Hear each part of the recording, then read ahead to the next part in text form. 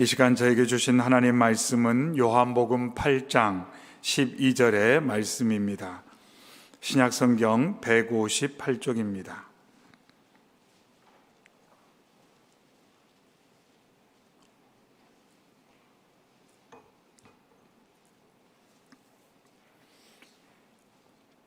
요한복음 8장 12절의 말씀입니다. 주신 말씀 한 목소리 읽겠습니다. 예수께서 또 말씀하여 이르시되 나는 세상의 빛이니 나를 따르는 자는 어둠에 다니지 아니하고 생명의 빛을 얻으리라. 아멘. 계속해서 예수님을 알고 드리는 기도라는 주제를 가지고 이 요한복음에 기록되어 있는 예수님의 자기 주장의 말씀을 함께 나누도록 하겠습니다. 지난 시간에 말씀드렸던 것처럼 요한복음에는 예수님께서 나는 무엇이다 라는 주장이 7번 소개되어 있습니다. 생명의 떡이다, 세상의 빛이다, 양의 문이다, 선한 목자이다, 부활이요 생명이다, 길이요 진리요 생명이다, 참 포도나무다. 이렇게 예수님께서 자신을 알려주셨는데 이 예수님의 자기소개를 저희가 깊이 말씀을 통해 함께 나누고 예수님을 알고 예수님과 함께 대화를 나누는 기도의 시간이 더욱더 깊어지는 저희 모두가 되시기를 주님의 이름으로 축원합니다. 아멘. 말씀 나누고 기도 시간에 지난주에도 제가 내려가서 지난주에는 또 설 전이어서 성도님들이 많이 안 오셔서 한 분 한 분 기도를 해드렸는데 오늘은 전체 기도는 좀 쉽지는 않을 것 같습니다. 그래서 그때 상황에 따라서 제가 기도를 해드리는 것은 좀 양해해 주시고 그렇게 기도 시간에 집중하고 기도하시는 가운데 제가 가능한 대로 우리 성도님들도 같이 기도로 협력하도록 하겠습니다. 예수님께서는 자신을 소개하면서 오늘 본문 말씀을 통해서 세상의 빛이다 이렇게 말씀하셨습니다. 12절 상반에 예수께서 또 말씀하여 이르시되 나는 세상의 빛이니 이렇게 선포하셨습니다. 그런데 예수님께서 자신을 세상의 빛이라고 선포하신 이때가 언제냐면 장막절이었습니다. 장막절은 이스라엘 백성들이 애굽에서 해방되어 광야 생활을 했던 것을 기억하는 절기, 그때 하나님의 베풀어 주신 은혜를 기억하고 감사하는 절기가 장막절입니다. 그래서 그 장막절에는 여러 가지 특별한, 요즘으로 쉽게 말하면 이벤트가 있었는데 이스라엘 백성이 광야에서 반석에서 물이 나는 것을 기억하며 이처럼 이스라엘 백성들이 반석에 물을 붓는 의식이 있었고 또 예루살렘 여인의 뜰에 큰 횃불이라고 말할까요? 쉽게 말해서 올림픽 때 성화처럼 이렇게 불을 피워서 이스라엘 백성이 광야 생활 가운데 하나님께서 불기둥으로 이스라엘을 인도해 주신 것을 기억하고 기념하는 그러한 상징적인 그러한 불빛이 예루살렘 성전에서 밝혀지는 그러한 절기가 또한 장막절이었습니다. 그래서 예수님께서는 장막절에 예루살렘에 머무시면서 누가 봐도 다 아는 그 예루살렘을 환히 밝히는 그 빛을 예수님께서 사람들과 함께 나누면서 저 빛이 너희들에게 의미하는 바가 무엇이냐, 그런데 중요한 것은 그것이 본체가 아니라 내가 빛의 본체다, 이렇게 예수님이 주신 말씀이 바로 오늘의 말씀입니다. 그래서 예수님께서 자신을 세상의 빛이다 이렇게 말씀하셨는데 그 첫 번째 의미는 뭐냐면 나만이 유일한 빛의 근원이다 이렇게 사람들에게 말씀하신 것입니다.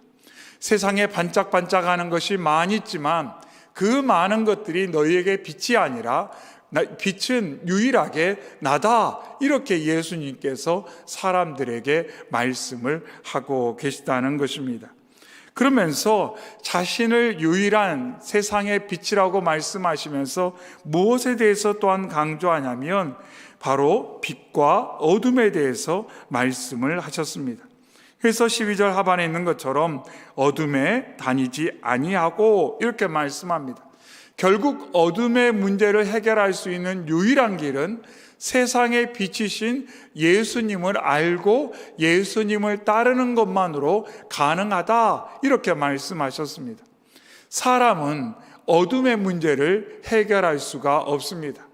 성경에서 말하는 어둠이라는 것은 물리적인 어둠만을 말하는 것이 아니라 영적 어둠, 좀 더 본질적으로는 생명과 반대되는 죽음과 이별과 그로 인한 발생되는 많은 부정적인 것들, 그 모든 것들을 성경에서는 어둠, 이렇게 말을 하는데, 그것을 사람이 자신의 힘만으로는 해결할 수가 없다, 이렇게 말씀하시면서 오직 세상의 빛이신 예수님만이 그것을 해결하실 수가 있고, 그것을 위해 자신이 세상에 오셨고 십자가를 통해 이처럼 어둠의 문제를 해결하시고 놀라운 역사를 이루시는 것을 오늘 말씀을 통해 강조하고 있습니다.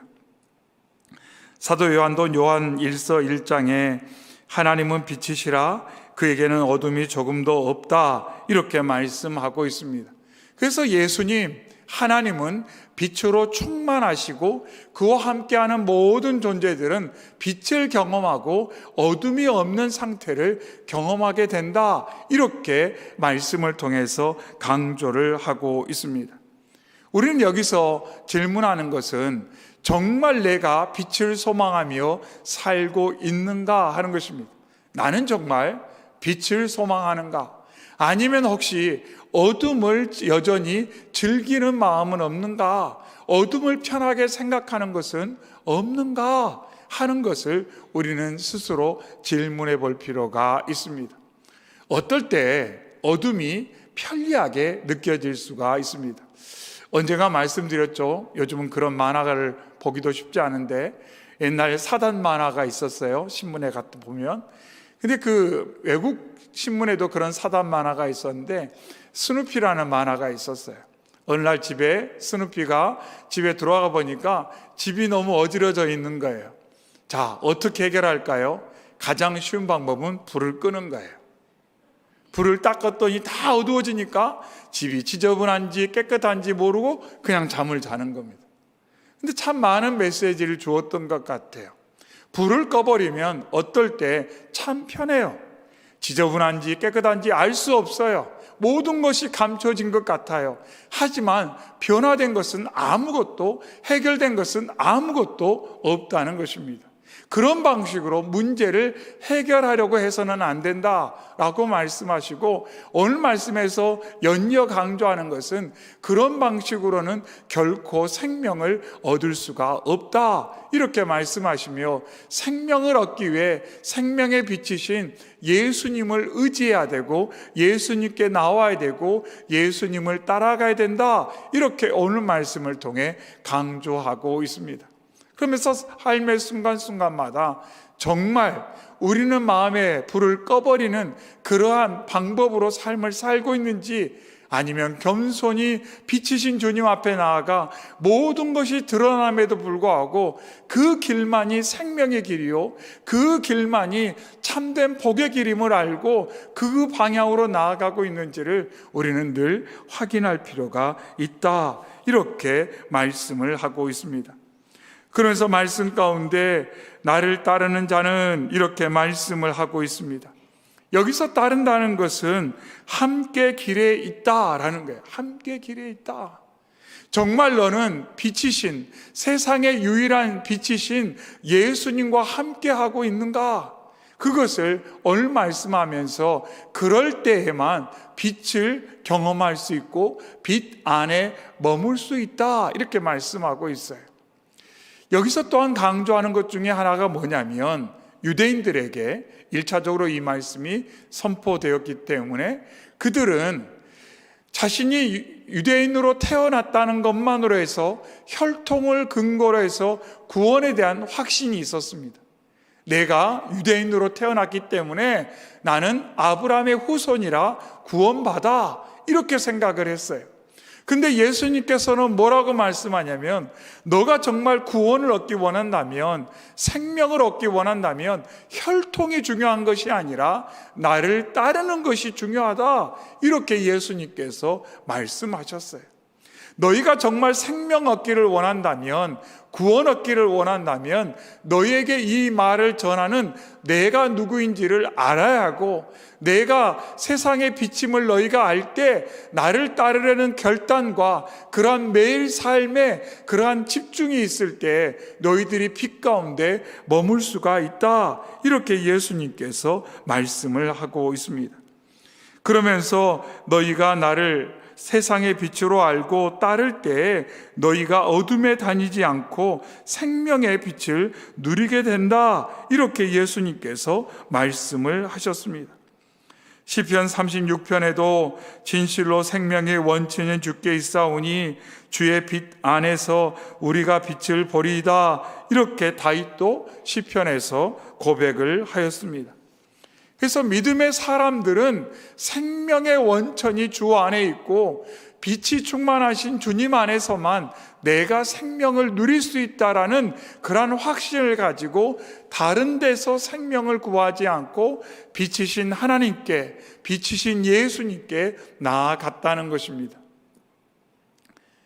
예수님의 빛 외에는 우리에게 생명을 공급할 수 있는 대상은 존재하지 않습니다. 예수님의 빛 외에는, 빛 대신 주님 외에는 우리에게 생명을 공급할 수 있는 것은 세상에 존재하지 않아요. 서두에 말씀드렸던 것처럼 세상에 반짝반짝하게 보이는 것들이 있어요. 하지만 그것은 빛의 근원이 되지 못합니다. 결국 그것은 사람 눈에 보기에 잠깐 반짝반짝하게 보일지 모르지만 그것은 우리에게 결코 생명을 가져다 주지 못한다는 것을 오늘 말씀은 강조하고 있어요. 그런데 사람들은 착각합니다. 뭔가 반짝반짝한 것 같으면 그것이 나에게 생명을 줄 것처럼, 그것이 나에게 기쁨을 줄 것처럼, 그것이 나에게 평안과 내 삶의 아름다운 많은 것들을 무한히 공급해 줄 것처럼 기대를 가져요. 그런데 분명하게 하나님 오늘 말씀을 통해 우리에게 강조하는 것은 세상의 그 어떤 것도 생명의 원천이 될 수 없고 생명을 가져다 주는 빛이 될 수 없다고 말씀하고 있습니다. 오직 예수 그리스도만 우리의 생명의 빛으로서 우리를 복되게 하고 우리를 살리고 우리를 정결케 하며 우리를 주님께서 예비하신 그 생명의 길로 인도하실 수 있는 유일한 분임을 오늘 말씀을 통해 강조하고 있습니다. 근데 빛의 역할 가운데 하나는 뭐냐면 열이 나는 것도 또한 빛의 특징이기도 합니다. 그래서 신명기 4장에는 내 하나님 여호와는 소멸하는 불이시요 질투하시는 하나님이시니라 이렇게 말씀합니다. 그래서 하나님께로 가까이 나아가면 하나님께서 우리를 정결하게 하고 우리 안에 있는 하나님이 기뻐하시지 않은 것들을 다 태워버리신다 이렇게 말씀을 하고 있습니다. 결국 우리가 정결케 되는 유일한 길도, 우리가 새롭게 되는 유일한 길도, 우리가 사는 생명을 얻는 유일한 길도 빛 대신 주님께 가까이 나아가고 주님을 따르는 길밖에 없음을 강조하고 있습니다. 예수님께서 이처럼 자신을 세상의 빛이다, 생명의 빛이다, 나를 따르는 자마다 어둠에 다니지 않게 된다 이렇게 예수님 말씀하셨는데 이 말씀을 들은 바리새인들이 어떻게 반응했는지가 오늘 말씀 이후에 기록되어 있습니다. 13절에 바리새인들이 이르되 내가 너를 위하여 증언하니 내 증언은 참되지 아니하도다 이렇게 바리새인들이 부정적으로 반응을 하고 있습니다. 예수님의 자기 주장이 거짓이다 이렇게 말하고 있어요. 그러면서 너가 너 자신을 그렇게 말하는 것을 어찌 참이라고 말할 수가 있겠느냐 이렇게 도전하고 있습니다. 아무도 그것을 인정해 주지 않고 너 스스로 자신을 세상의 빛이다, 생명의 빛이다, 나를 따르는 자는 어둠에 다니지 않는다라고 너 자신을 주장하는데 너 자신의 주장을 우리가 어떻게 믿고 따를 수가 있겠느냐 이렇게 말하면서 아무도 인정해 주지 않은 너의 주장은 거짓일 수밖에 없다. 이렇게 반박을 하면서 예수님을 따르는 많은 사람들에게 예수님은 생명의 빛이 아니라고, 예수님은 세상의 빛이 아니라고 사람들을 막아서는 것을 볼 수가 있습니다. 이때 예수님께서 이렇게 말씀하십니다. 14절에 예수께서 대답하여 이르시되 내가 나를 위하여 증언하여도 내 증언이 참되니 나는 내가 어디서 오며 어디로 가는 것을 알거니와 너희는 내가 어디서 오며 어디로 가는 것을 알지 못하느니라. 이렇게 예수님 말씀하셨어요. 예수님께서 담대하게 뭐라고 말씀하냐면 아니다, 내 증언은 참되다 이렇게 말씀하시면서 나는 어디에서 왔는지 어디로 가는지 알고 있다 이렇게 말씀하고 있습니다. 나는 어디에서 왔는지 어디로 가는지 알고 있다. 무슨 뜻이냐면 나는 나의 삶을 완전히 통제할 수 있는, 모든 것을 결정할 수 있는 존재다라고 말씀하는 거예요. 나는 나의 삶에 대해서 결정할 수 있는 그러한 권한을 갖고 있는, 권위를 갖고 있는 존재다. 이렇게 예수님께서 선포를 하고 있습니다. 그 누구도 태어나고 싶다고 해서 태어난 사람은 없어요. 자, 여러분, 태어나고 싶다고 결정해서 태어나셨습니까? 여러분 스스로? 어느 날, 어느 가정에서, 어떤 모습으로, 남자로, 여자로, 이 정도 키로, 이 정도 외모로 내가 태어나야지 결정하고 태어난 사람은 아무도 없습니다. 오직 예수 그리스도 한 분만이 하나님의 경륜에 따라, 그 뜻을 따라 이 땅 가운데 태어나시고 하나님의 때에 태어나셔서 고난의 길로 나아가셔서 십자가의 죽음으로 나아가신 그 모든 것이 자기 결정의 결과임을 예수님께서는 여기서 말씀하며 나는 어디로부터 왔고 어디로 가고 있는지를 알고 있지만, 그것을 결정하지만 너희는 내가 누구인지 알지 못하고, 또한 너희는 안타깝게도 어떤 것도 결정할 수 없는 연약한 인생 가운데 살고 있다. 이렇게 예수님께서 말씀을 하셨어요. 그런데도 종교 지도자들은 예수님께 마음의 문을 열지 않았습니다. 예수님께서 이처럼 자신을 세상의 빛이다, 너희에게 생명을 주는 빛이다, 나를 따르면 너희가 스스로 해결할 수 없는 어둠의 문제를 내 곁에 있을 때, 내 안에 있을 때 너희가 해결함을 받을 것이다, 나는 모든 것을 주관하시는 전능한 하나님이다, 이렇게 말씀하셨지만 안타깝게도 성경을 잘 알고 있다고 말하는 바리새인들, 그들은 예수님을 완강하게 거절했어요. 왜냐하면 자기 자신에게 집착했기 때문에 그렇다는 거예요. 자기 자신에게 집착하는 것이 정말 무섭습니다. 나를 그 무엇보다 사랑하는 사람, 저희가 새벽에 사무엘 말씀을 통해 엘리의 가정이 그렇게 안타깝게 결과지어지는 과정의 핵심이 다른 것이 아니라 하나님보다 자녀를 더 사랑하기 때문에, 하나님보다 나를 더 중요시 여기기 때문에 결국 그 가정과 그 가문이 그렇게 몰락하는 것을 저희가 사무엘상 말씀을 통해서도 함께 나누고 있습니다. 바라고 원하는 것은 저희가 오늘 말씀을 대할 때 하나님 그렇습니다, 저희의 인생 가운데 가장 필요한 것은 다른 것이 아니라 세상의 빛이요 생명의 빛이신 예수님이 저에게 가장 중요합니다. 어둠의 문제를 해결할 수 있는 유일한 길도 예수님밖에 없습니다. 그래서 제가 예수님께 나아갑니다. 예수님을 따라가겠습니다. 예수님을 믿고 의지하며 삶을 살겠습니다. 이렇게 믿음으로 다시 한번 결단하고 주님께 다가서는 저와 여러분 되기를 바랍니다. 아무리 내가 내 마음 열어보고 이거 어떡하지 아무리 가슴 졸여도 우리는 내 마음과 생각과 삶 가운데 있는, 이 땅 가운데 있는 그 연약한 것을 해결할 만한 능력이 없습니다. 오직 모든 것 가운데 빛으로 역사하시는 주님의 임재와 동행하심과 역사만이 우리의 삶의 가능성이요 소망의 길인 것을 믿고 의지하는 저와 여러분 되기를 바랍니다. 그래서 이 시간 기도할 때에도 문제 바라보고 기도하는 것이 아니라, 상황을 바라보고 기도하는 것이 아니라 빛이신 주님을 바라보며, 주님, 제 마음 가운데 역사해 주시옵소서, 저의 가정 가운데 역사해 주시옵소서, 우리 교회와 이 땅 가운데 역사하여 주시옵소서. 간절한 주님의 역사, 주님의 임재를 소망하며 기도하는 여러분의 심령 가운데 이 저녁에 금년 한 해 동안 삶의 순간마다 빛이신 주님께서 강력하게 역사해 주시기를 주님의 이름으로 축원합니다. 아멘. 사랑의 주 하나님 아버지, 감사합니다. 이 저녁에 세상의 빛이시요 생명의 빛이시며 어둠 가운데 있는 자들을 붙드시고 생명으로 빛으로 인도하시는 주님 앞에 서게 하시니 감사합니다.